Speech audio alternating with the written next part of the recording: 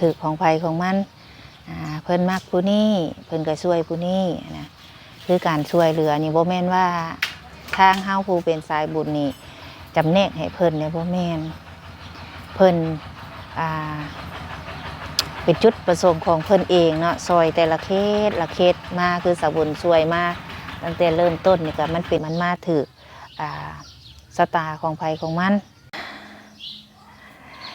สบายดีพี่น้อง FC เบิร์ดสู่คนสู่หม่องสู่บอนหรือพี่น้องเด้อเนาะพอกันคือเก่าคือเดิมกับซ่อง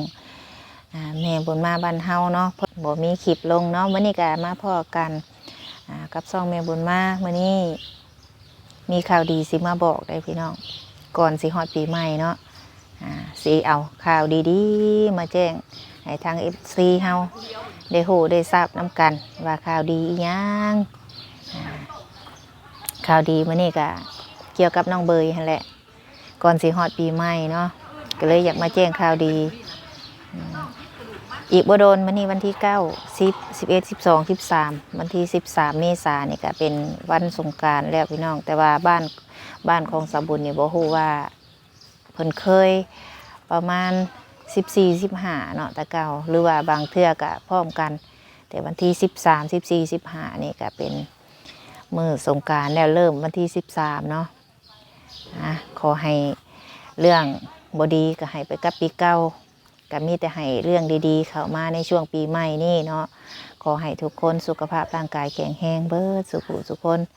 มื้อนี้สาวบุญจะมาแจ้งข่าวดีเกี่ยวกับน้องเบยมีทางผู้หลักผู้ใหญ่เนาะเพิ่นโทรมาหาสาวบุญแล้วฝากเงินมาแล้วว่าสิเฮ็ดอย่างนั้นก่อนสิไปแจ้งข่าวดีก็พาเลาะเบิ่งก่อนเพื่อนสาวบุญกับปู้ตัวเดี๋ยวสิพาเบิ่งก่อนจักหน่อยนี่พี่น้องว้า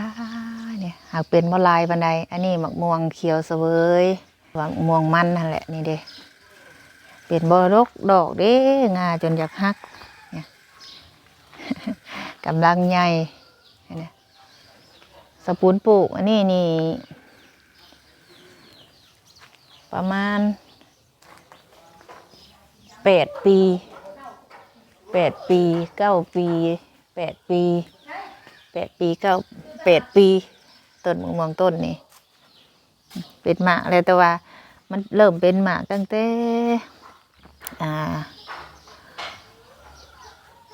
ปลูกได้ปี1 ปี 2ก็เป็นหมากเป็นมะม่วงยังไงเดี๋ยวสิให้มาเบิ่งทางนี้วันนี้หลังจากเบิ่งมะม่วงแล้วก็ได้เนี่ยต้นมะเขือป่าเราปลูกว่าเป็นสบู่ปลูกสบู่ปลูกว่าเป็นหน่วยนี่พี่น้องเอ้ยเป็นหมากขึ้นมาแล้วมันก็หมักเน่าเนี่ยนี่มันเป็นอีหยังหมากดกแต่ว่านี่มันอยากเป็นไปสิเป็นหมากขึ้นมาแล้วเป็นเลยนี่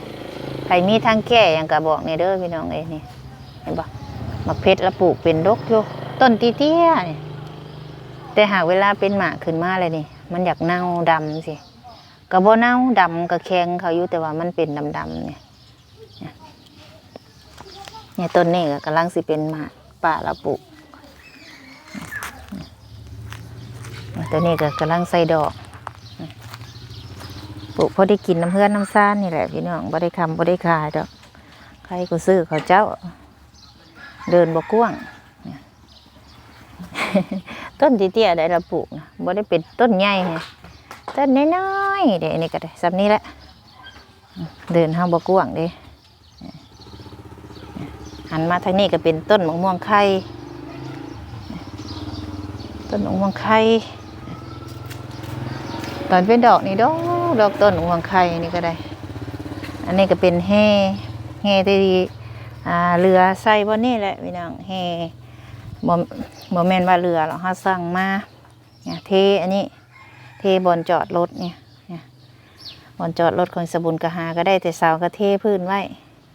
หมดแล้วกำลังเก็บกำเงินคำอยู่พี่น้องเอ้ยในที่ขึ้นโค้งมันก็ได้ไม่ตอกแต่ละเซนมันก็แพงไปเทละเล็กน้อยสบุญก็ได้แห่ที่เรือก็สิไว้เทพื้นบนนี่ บางเทื่อบ่แน่ได้ปีหน้าสบุญเทพื้นสบุญอาจสิวางแผนอยากขายเครื่องขายของแน่พี่น้องเอ้ยหยังก็อยากเฮ็ดเนาะ เจ้าของบ่มีเงินทุนมีหยังก็อยากเฮ็ดแต่ก่อนสบุญก็ขายของอยู่ที่สบุญเคยเว้าไปแต่โดนนั่นแหละสบุญเคยขายตั้งแต่แม่สบุญล้มป่วยมาแล้วก็เพิ่นเสียสบุญก็เบิดทุนเบิดหยังเลยรักษาปัวแม่เบิดทุนเบิดหยังแล้วก็บ่ได้ขายอีกเลยตั้งแต่สบุญขายได้2 ปีก็แม่เราล้มป่วยลงก็ยกเลิกขายเลยเบิดเลยว่าได้ซ้ำนี่แล้วสิหันมาเบิ่งต้นบักพริกทั้งนี้อีก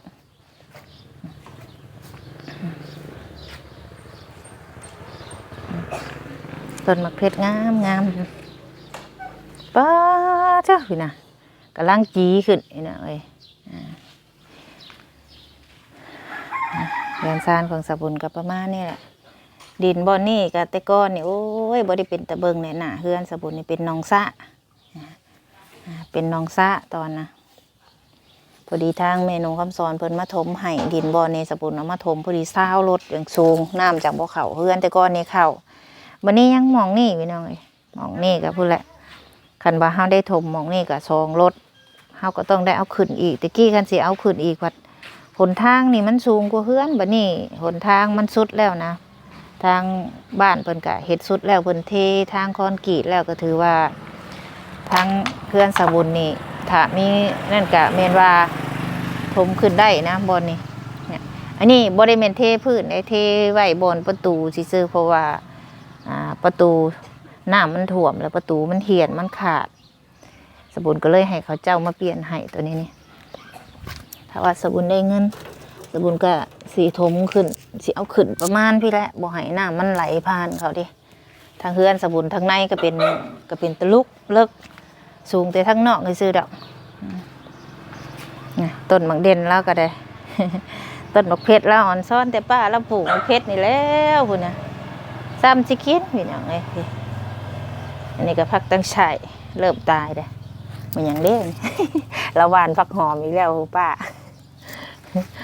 ละวานพักหอมอันนี้ก็ต้นดอกดาวเฮืองเป็นสบุญกันสิแบบนี้แหละ6เนี่ยจักน้อยตื่นมาบ่ได้อยู่เนาะมีแต่ไปสบุญกับบ่ค่อยมีเวลามีแต่ป้าแล้วตอนดอกไม้ดอกตอกก็เหี่ยวเฉาปิดขึ้นแล้วเนาะเดี๋ยวสบุญอัปเดตให้เบิ่งสักนิดเดี๋ยวสิไปนั่งแจ้งข่าวดีก่อนปีใหม่ก่อนบัดนี้หลังจากสบุญพาเลาะเบิ่งเล็กหน่อยเนาะจะได้ว่าสบุญคือนั่นบอกแท้เราฟังอยู่มานี่สบุญกาสิมาแจ้งข่าวดีเกี่ยวกับน้องเบยคือน้องเบยนี่กับพี่น้องผู้ลังคนกับแบบว่าเรื่องการช่วยเหลือนี่ก็ทางผู้รักผู้ใหญ่นี่ก็ถือสตาของภัยของมันได้พี่น้องเนาะถือของภัยของมันเพิ่นมักผู้นี้เพิ่นก็ช่วยผู้นี้นะคือการช่วยเหลือนี่บ่แม่นว่าทางเฮาผู้เป็นสายบุญนี่จำแนกให้เพิ่นเนี่ยบ่แม่นเพิ่น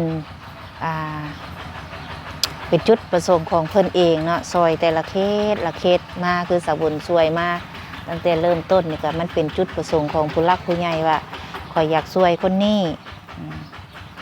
ถ้าเพิ่นอยากช่วยแล้วเฮาสิไปคัดว่าโอ๊ยบ่ได้นี่ก็มันเป็นคัดแบบว่าจิตใจเป็นความสุขของเพิ่นนะแบบใจของเพิ่นมักคนนี้เฮาสิไปว่าโอ้บ่ช่วยก็ย่าคนนี้ก็แบบว่าเพิ่นก็คือสิไต่ตองเพิ่นก็คือสิคิดมาดีของเพิ่นแล้วการช่วยเหลือก็แม่นว่าเพิ่นเป็นคนคิดมาเองแล้วก็จุดประสงค์ของเพิ่นอยากลงซอยผู้นี้ผู้ใหญ่ผู้นี้อยากช่วยผู้นี้เพิ่นมักผู้นี้ถือสตากับผู้นี้เพิ่นสร้างบุญร่วมกันมาแต่ชาติตะกี้แต่มันมาถือสตาของภัยของมันการช่วยเหลือกสิน้อยเถื่อได้สิมีแบบว่าเพิ่นมักน้ำกันหลายทานมาช่วยกันสร้างกันเฮ็ดนี่บางครอบครัวนี่ผู้ใหญ่ทานเดียวเพิ่นช่วยก็ย้อนเพิ่นถือสตากันกับครอบครัวของผู้นี้ บางเทื่อครอบครัวนี่เพิ่นซวยมาหลายทานเป็น10ทานซวยกันสิกับเพิ่นถือสตาแบบว่าคนนั้นเนี่ยอาจสิแบบว่าถือสตากับผู้ใหญ่หลายทานบางครอบครัวก็เพิ่นซวยไปก็คือหยังคือเพิ่นสืบสตาของเพิ่นบางเทื่อเพิ่นก็ซวยไปเบิดของเพิ่นเองก็มีแบบว่าเพิ่นถือสตาของเพิ่นเนาะอันนี้ก็เป็นจุดประสงค์ของผู้หลักผู้ใหญ่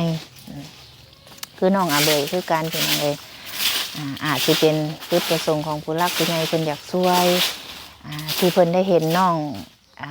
ตกระกรรมลำบากที่เพิ่นได้เห็นขึ้นห้องอาเบยเนาะเพิ่นเห็นกัน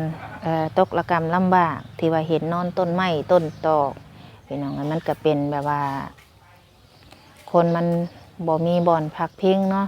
อันนี้ก็มันถือสตากับผู้ใหญ่หลายๆทานบางอันนี้สกุลกะถ้าผู้ใหญ่เพิ่นสนใจอยากช่วยเหลือน้องกะสกุลกะหับเป็นสะพานบุญให้คือเก่าเพราะว่าที่สกุลได้ไปเห็นเนาะได้ไปสัมผัสกับทั้งน้องเพิ่นนี่กะนี่เนาะที่สกุลสิมาแจ้งว่ามีทางผู้รักผู้ใหญ่ใจดีเพิ่นอยู่ทางอเมริกาเพิ่นแหละฝากเงินมาเนาะให้สบุญเป็นสะพานบุญให้ว่าให้สบุญเฮ็ดยังสร้างยังนั่นกะสบุญสิไปแจ้งให้ฟังพร้อมกันกับทั้งน้องอาเบยพุ่นเมื่อนี้สบุญมีแต่มาบอกว่าสบุญมีงบสิไปสมทบช่วยทั้งน้องอาเบยว่าช่วยอย่างนั้นกะถ้าติดตามเบิ่งคลิปของสบุญเนาะอันนี้สบุญมานั่งอัดคลิป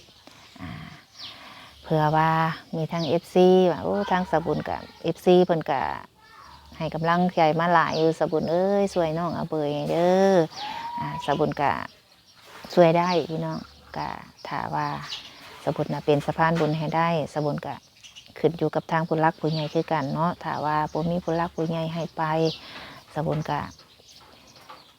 ลำพังตัวเฮาเองกะเติมน้ำมันกะเกือบสิบ่มีแล้วนะพี่น้องเนาะอันนี้สบุญกะผู้ใหญ่เพิ่นมอบให้สบุญเป็นสะพานบุญให้ในครั้งนี้สบุญก็ดีใจหลายที่แรกสบุญก็ว่าสิพักผ่อนและว่าใกล้ปีใหม่แล้วยางสบุญก็บอกช่วงนี้สบุญก็บ่ค่อยมีเวียกมีงานปานใดมื้อนี้สบุญก็ได้รับเป็นสะพานบุญให้ทางผู้ใหญ่ทางอเมริกาเนาะผู้แหละให้สบุญไปฮอดทั้งน้องอาเบยก่อนจังสิบอกว่าเพิ่นให้ช่วยอย่างแน่อันนี้สบุญมีแต่มาแจ้งให้ได้รับรู้ว่าสบุญมีงบที่จะไปช่วยทั้งน้องอาเบยเพิ่นก็ฝากบอกสบุญว่าเพิ่นก็เห็นสบุญเป็นสะพานบุญมาหลายแล้วว่าซั่นเพิ่นก็เบิ่งสบุญมาโดยตลอดนั่นแหละแต่ก็เป็นครั้งแรกเนาะที่ทางเพิ่นให้สบุญเป็นสะพานบุญให้สบุญก็ยินดีเต็มใจเป็นสะพานบุญให้ทางเอื้อยเพิ่นอันนี้ก็เป็นเอื้อยใจดีเนาะอยู่ทางอเมริกาพุ่นแหละถ้าไปบอกพร้อมกันกับทางน้องอาเบยเพิ่นก็ติดตามมาโดยตลอดสบุญก็ดีใจที่เพิ่นให้เป็นสะพานบุญให้เนาะที่ผ่านมาสบุญก็เป็นสะพานบุญให้หลายคนทั้งเอื้อยทั้งอ้ายที่สบุญเฮ็ดเฮือนเฮ็ดซ่านให้ผ่านมาตั้งแต่พุ่นแหละทั้งแม่หลายผู้หลายคนทุกมื้อนี้ถึงทุกมื้อนี้ทั้งเอื้อยทั้งอ้ายทั้งแม่เนาะเพิ่นก็โทรมาเล่นน้ำสบุญให้กำลังใจสบุญคือเก่าสบุญก็ดีใจคือทางแม่น้องคำสอนเพิ่นก็ยังเบิ่งแยงสบุญคือเก่าแล้วก็ยังโทรมาให้กำลังใจคือเก่าเพราะว่าช่วงนี้เพิ่นก็บ่ค่อยอยู่ดีเนาะผู้เฒ่าเพิ่นก็อ่อนๆแอดๆนั่นแหละพี่น้องเพิ่นก็โทรมาให้กำลังใจทางแม่น้องคำสอนก็ได้ก็ยังดีใจที่ว่าเพิ่นยังมาให้กำลังใจลูกคือเก่าทางแม่น้องคำสอนก็ได้ทางเอื้อยทางอ้ายโอ้เนาะก็ให้กำลังใจทุกมื้อทางเอื้อยน้อยทางไอทีเฮาสบุญก็มีกำลังใจจากผู้ใหญ่ที่เพิ่นคอยซัพพอร์ตแล้วก็ให้กำลังใจแล้วก็มอบเวียกมอบงานให้ไปใส่มาใส่เพิ่นก็คอยถามเป็นห่วงเป็นใยเฮาสบุญก็ดีใจที่มีผู้รักผู้ใหญ่มีเอื้อยมีอ้ายมีพ่อมีแม่มาคอยตักเตือนสติเฮาว่าทำสิ่งใดบ่ดีเพิ่นก็คอยบอกคอยสอนเนาะเอาผู้รักผู้ใหญ่เป็นพ่อเป็นแม่เฮาพอเพิ่นมอบเวียกมอบงานให้สบุญก็นับถือคือแม่ คือเอื้อยคืออ้ายเนาะที่คอยตักเตือนสะบุญมาโดยตลอดถ้าเฮาเฮ็ดบ่ถูกเพิ่นก็บอกเฮาถ้าเฮาเฮ็ดสิ่งใดโอ้ตัวนี้มันบ่ควรเด้อทั้งแม่เพิ่นก็คอยตักเตือนแนวนี้บ่ถูกเด้อลูกเด้อสะบุญดีใจที่เพิ่นเคยบอกเคยสอนเฮาสะบุญจดจำไว้มาโดยตลอดเป็นเวียกงานถ้าทางผู้รักผู้ใหญ่หรือว่าทางเอื้อยทางอ้ายทางแม่เพิ่นบ่แนะนำนี่สะบุญก็บ่ฮู้สิไปคือกันเพราะว่าบางเทื่อเนาะเฮาเฮ็ดบ่ถูกเพิ่นก็สิคอยแนะนำเฮามาโดยตลอดสะบุญดีใจคือทางแม่หนูคำสอนนี่สะบุญยอมรับว่าเพิ่นตักเตือนสะบุญมาโดยตลอดแบบแม่บอกลูกบอกแบบแม่สอนลูกสะบุญก็นับถือคือแม่คนหนึ่งถึงสะบุญสิบ่เคยเห็นหน้าเห็นตาเพิ่นคือแม่หนูคำสอนเนาะสะบุญเคยได้ยินแต่เสียงสะบุญก็ภูมิใจที่ว่าได้เป็นลูกที่เพิ่นเอิ้นเฮาว่าลูกและเฮาก็ได้เอิ้นเพิ่นว่าแม่สะบุญดีใจที่สุดที่ว่ามีผู้ใหญ่มาเอิ้นมาเอิ้นเฮาลูกนี่นะดีใจทั้งที่สะบุญนี่พ่อแม่จากไปแล้วเนาะยังมีผู้คอยแนะนำตักเตือนเฮาว่าลูกยังสั้นจังซี่มันบ่ดีเด้อคอยเป็นห่วงเป็นใยเฮานะคอยแนะนำเฮาคือทางแม่หนูคำสอนก็ได้คือทางเอื้อยน้อยก็เพิ่นก็ตักเตือนบอกสอนคือน้องคือนุ่งสะบุญก็นับถือคือเอื้อยเพิ่นก็บอกสอนเฮามาโดยตลอดสิ่งใดบ่ดีเพิ่นก็บอกเฮาสิ่งใดดีเพิ่นก็ให้เฮาเอาไปใช้เพื่อเตือนสติเฮา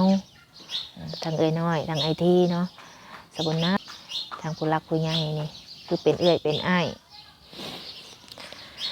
พี่น้องมื้อนี้สะบุญก็มาแจ้งไว้ประมาณนี้เนาะติดตามไปเพิ่งน้ำกันเด้อมื้อนี้สะบุญสิเข้าไปหาน้องอาเบยแล้วก็สิไปแจ้งสิไปถามทั้งบ่าวหลาบ่าวพ่อน้ำแน่ว่ามีหยังแน่เนาะตอนนี้สะบุญก็ได้งบแล้วสะบุญก็ได้งบมาแล้วสมทบทั้งน้องเบยซอยหยังก็ติดตามเบิ่งน้ำกันพี่น้อง